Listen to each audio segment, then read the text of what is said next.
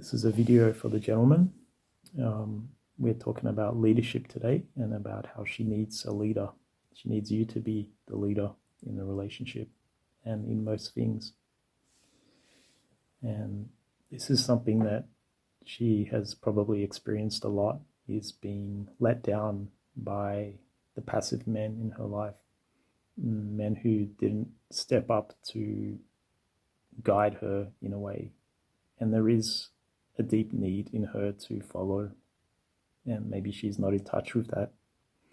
And it could be that one reason is that she's been forced to step into that more active role of being the leader because of whatever circumstances she's had in her life, you know. But what can happen to the female nervous system is that from being too much in that masculine energy, too much in the active energy of doing and planning and taking care of everything and holding space for everything, it can really tire her out. You know, her nervous system gets out of whack. It's not the natural way. So if you are able to step into those opportunities to step up and to actually lead her, and this is not about being bossy, or it's not about just telling her what to do, anything like that. It's more just giving direction.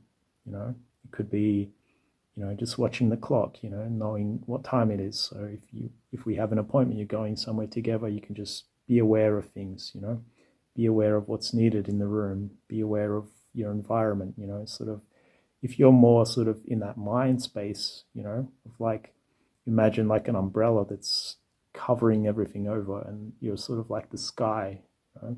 You imagine being the sky and spreading yourself out over all of your environment and being aware of what's going on, you know. That's the sort of consciousness that we're talking about.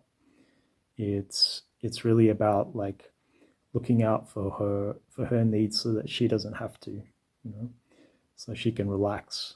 And that's sort of what we're wanting to do, is to take the burden off her shoulders so that she's able to relax. And then you can enjoy her in that relaxed state rather than being stressed out because she's stressed out, you know.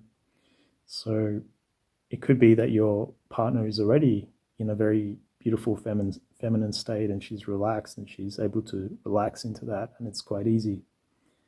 But more often than not, in today's world, we see a lot of women who are really stressed out, have a lot on their mind, a lot on their shoulders. They're really taking on a lot of responsibilities. And we, in men, have been kind of going in the opposite direction, unfortunately, you know, of escaping that, running away from responsibilities and not taking that on. So she needs you to step into that leadership role more, you know. And every day when you're together, there are opportunities to do that, you know. It could be like, for example, planning a trip, or maybe making reservations, you know, finding the restaurant, all of that.